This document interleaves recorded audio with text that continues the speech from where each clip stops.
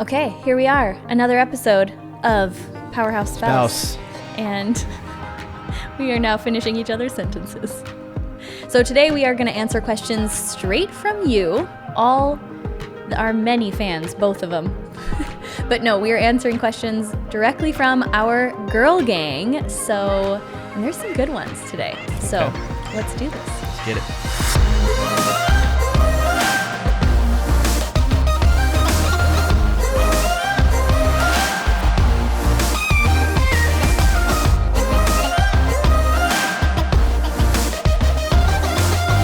We are back.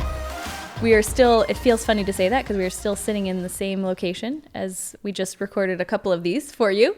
But I'm especially excited about this next installment of Powerhouse Spouse because we're going to answer some questions directly from you. So I put it out on Instagram, asked what questions people wanted to hear about when it came to marriage, business, life. They didn't ask anything too personal, so that's probably a good thing.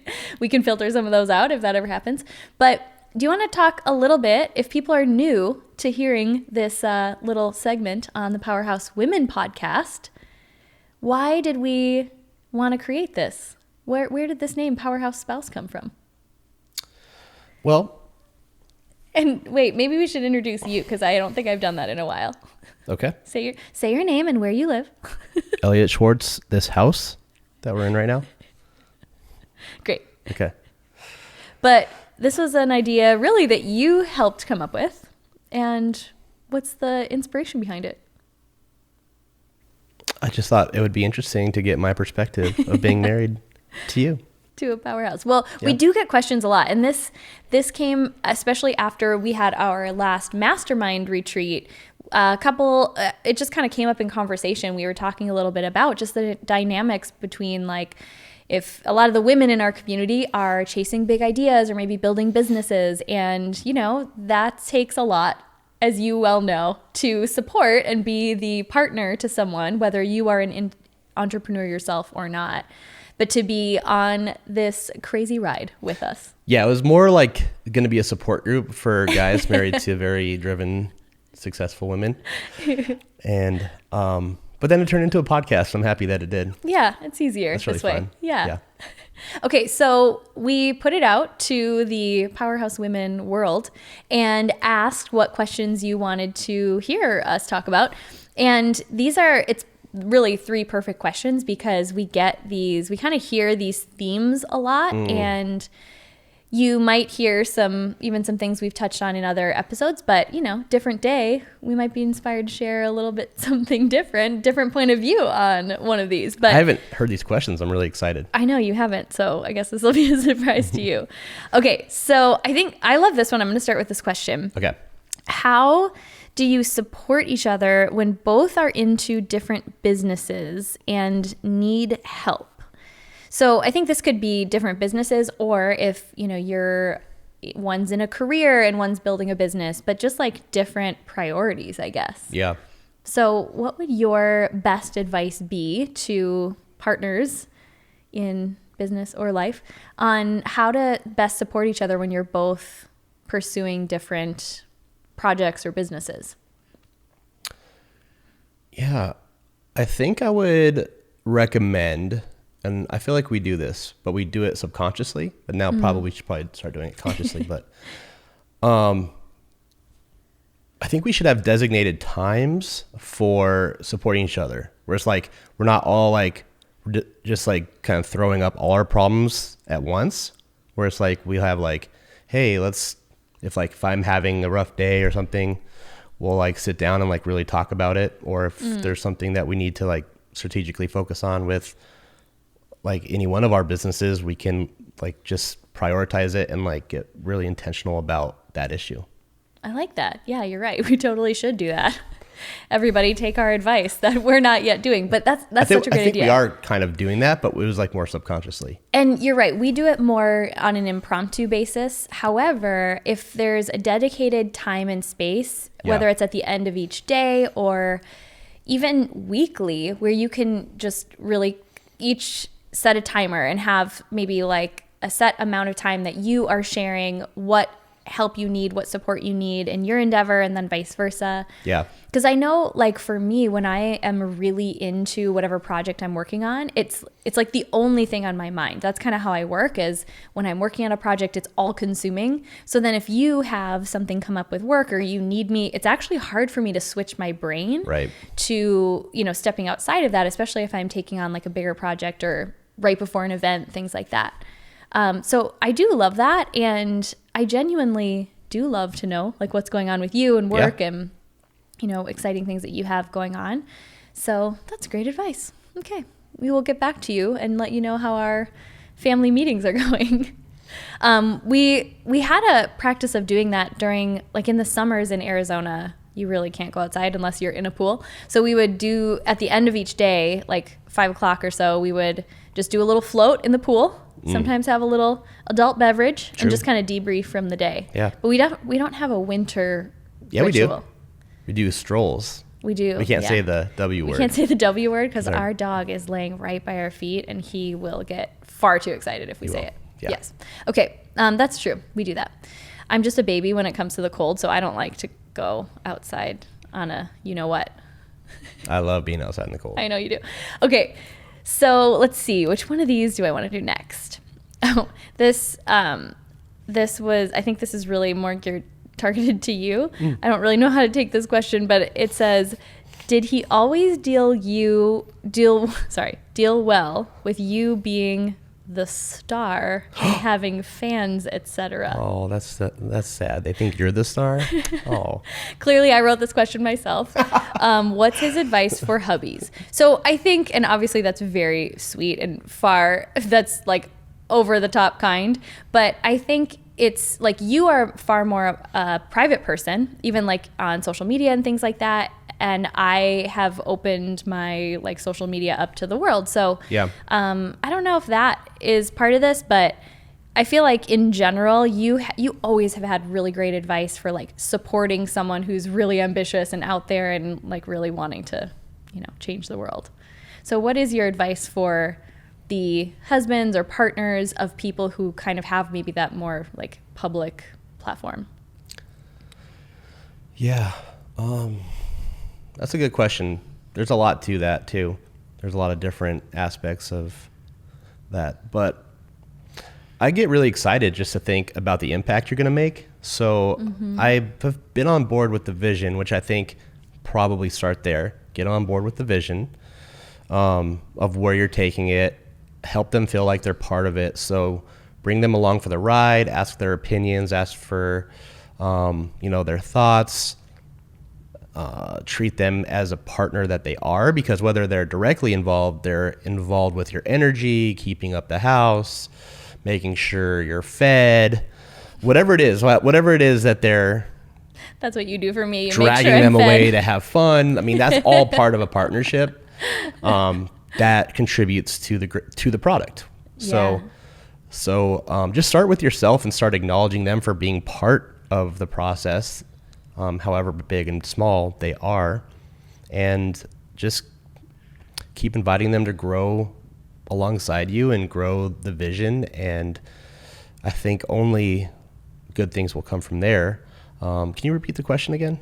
Well, that was actually a great answer. Okay. I'm going to end it there because that was a great answer. But I'm going to ask a kind of like a part 2 of that question, because the first part you said was, help them get on board with the vision. I think that's huge, because even if it's let's just say you really weren't into like social media and I'm actually not great with posting on social media, so I'm not like on my phone all the time, but I think that's important to know the why behind the reason we're doing certain things. And if your career, if what you're building really requires you to maybe show up more consistently on social, and it's a partner that doesn't maybe get that, or that's not a part of their life or world, it could easily cause tension or just feel like, well, that's superficial. Why do you need to be on that? So talk a little bit more about like the vision and how, like, what are some practical ways that like we as the partner who's maybe building an entity, business, big idea, how can we like practically enroll someone in our vision? What does that look like? I mean, just keep it simple, right?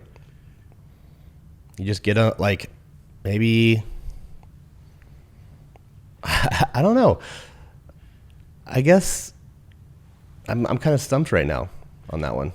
I feel like you did actually say a couple of things that probably are your real answer to this about like making them feel like they are a part of it, or sometimes it's even just sharing, like, what is the intention, what is the vision, like, where is this going, and I think that's where tension could happen, is if you're like, your partner doesn't understand the purpose behind like where you're spending your time and energy, and it can feel a little vulnerable to share, like, hey, here's my goal with this big passion project, this big, this idea, and why I'm spending this time, away from home or spending this time on the computer. It's because I'm working toward this bigger goal. And the reason it feels vulnerable for me is because then it's almost like I'm giving you permission to call me out if I'm like out of alignment with that.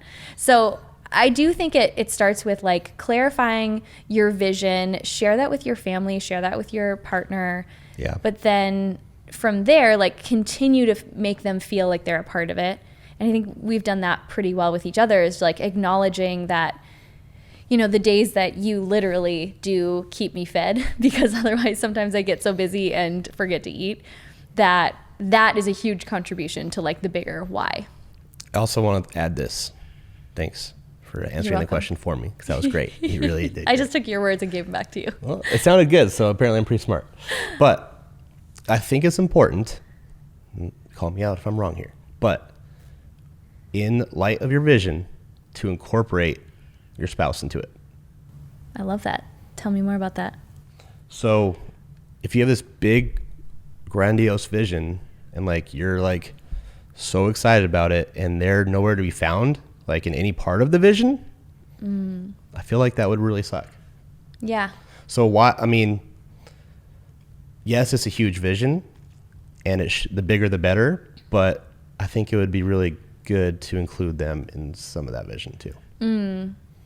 Yeah, that's like a what's good... in it for them? Like, why should they be aligned with your vision? Like, maybe there's big impact, maybe there's financial abundance, maybe there's a trip, maybe there's a family, maybe there's a big house, like whatever, freedom to do more fun things together or to partner together in different ways. Yeah. And that's a good point, because like when we've had conversations about like what our bigger visions for life are, like you and we have a lot that are, common. And then there's things that like you'll say, or, dreams that you have that I'm like, oh, wow, never would have thought of that. Never knew that you want to have a catamaran, right? And like, catamaran. But it's true. And so like then I can start to like bring your visions into and like tie it back to, okay, well, why is what we're doing here with Powerhouse Women getting us closer to those things that individually we want to achieve, or together as a couple we want to achieve? Inclusive visions. Yeah. Okay. We should trademark that. Yeah. That's good. Thanks. Okay. I love that. Okay. Anything else to say on that? Any other advice? No, I feel good about that. Okay, great. Yeah, that was good. Okay. This last question is awesome. And I think this is one that we've had like trial and error, learned how to communicate better with each other. Yeah. How to nudge without being too critical of the other person. Like, let's say it's been said to us before, or like we've heard it, and hell, we've experienced it. Hell. Where, yes, we're getting real now. The shoes are coming off. But we don't have shoes on. Shoes are coming off? Is it the gloves? It's gloves. But the shoes also, because we're inside the house, so we should take shoes off. No. Tried to save Absolutely it. Didn't not. Work. You and your sayings, I love it. Okay, I gotta finish your shoes are on, mine are off. Yeah. Shoes are coming off, y'all. The gloves are coming off as well. So we're gonna really start kicking each other barefoot soon. Okay, yeah, make me start laughing so much that I forget what I was saying. Okay, sorry. Okay, but just like that balance between wanting, like maybe you are in a season where you're working towards something really exciting and your partner isn't feeling inspired around anything in particular, which isn't a problem. I just think when I was earlier on in my like personal development journey, I think I was afraid of like, is this okay if I'm like really excited about this goal? So how can we nudge our partner without being critical? Whether it's like you want them to change something or maybe you want them to get on board with an idea. Well, I'm just going to put it out there. Go. You can't. Shoes are off. You cannot nudge somebody without being aggressive and critical. What? Tell us more. If you're literally, I mean, think of the word nudge. That's a push. Okay. It's a nice word for a push. You're literally pushing somebody to do something. Like that's what a nudge is. Yeah. So if you're not, you can either be okay that you're going to be a little critical and you're going to have a tough conversation, which is fine. We've done that. Yeah. There's times for that. Or you can eliminate the attachment, eliminate the, another big word that I was thinking that I just Totally. forgot. Yep. Attachment and expectations. Thank you. Not a big word. Both very small words, but important words. Attachment and expectations around the action. And you can just invite them from a place and keep inviting them from a place of love and acceptance of whether their answer is going to be yes or no. And that, to me, has worked a lot better than nudging somebody. Yeah, you are not one to be nudged. I don't like to be nudged. I will punch you in the throat. You don't even, well, to be clear, you've never done that to me. Not to you. No, but you don't even really like to be, what would be like the smallest, like a pat? I'm trying to think of like a nudge, but like the first degree. You don't even like that. And I have really had to learn that was not an effective way to, really like enroll you in whatever it is that I thought I wanted you to do. Yeah. And there's a huge difference between inviting without attachment, like you said, so I think the other side of it is not just to be like, well, they'll never change. Never mind. I'm not going to try. That attitude doesn't help either. Mm-mm. It's like to really stay open to possibility and clearly communicate what it is. Like if you're trying to nudge, it's almost like you're trying to influence someone. You're trying to, whatever you want to influence them to do. Mm-hmm. I think there's something to be said about being really clear with communication and saying, hey, I'm letting you know I would love this to happen. Right. And like, I would love to know like, what is it going to take for that to happen? Or then you get to hear like where that person is at and you open a conversation as, find the right time. This is wisdom now from Sue Money, my beautiful angelic mother. Find the right time to bring up this conversation. Timing is everything. Mm-hmm. Yeah. But so what's the balance between that? Clearly communicating your needs, but not pushing. What would you say from a guy's perspective, what works and what doesn't for you? You're speaking for all men, no pressure. I think I already said it. I mean, Yeah. Really, it's just like a warm invitation. I think like, hey, you're really good. Your strengths are this. Like, I would love to utilize that in this big vision. Like, I understand if you're too busy or this or that. Like, you don't even have to, but this is what I could see for you, in helping me and what we're up to. And Yeah. then there's patience and grace. Yeah. And I think this question, the second part of it was, does it matter if your growth is at a different pace? And we did talk about this on another episode, but I think that was the exact manifestation for us of this whole conversation was, different times. Like you've said, I am a big nerd. I really like to learn. And I thought that I needed you to be on that same journey with me, where what I realized was all that I really needed to communicate was that it was important to me that we were growing together in some way, even if it wasn't that you wanted to read all the same books or listen to the same podcasts or all that stuff.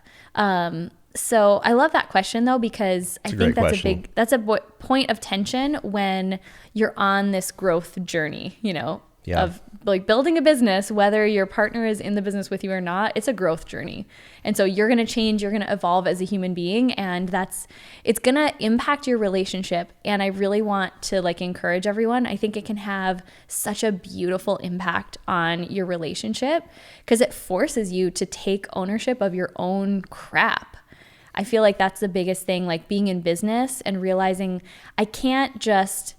I really can't just let days go by being upset about something or carrying resentment or not communicating my needs. Cause I have people to show up for, I have a vision that I need to show up for. Yeah. So it's helped me just get over my own, I don't know, all my stuff. I have had stuff. I've had a lot of stuff too. Yeah, so I love that. Any other final words of wisdom? Brush your teeth and floss regularly. Yes, so important, dental hygiene. Yeah. Okay, well, stay tuned for the next episode of Powerhouse Spouse. We still need to sign off, but that's okay. We'll go with tooth decay is not okay. You heard it here first, folks.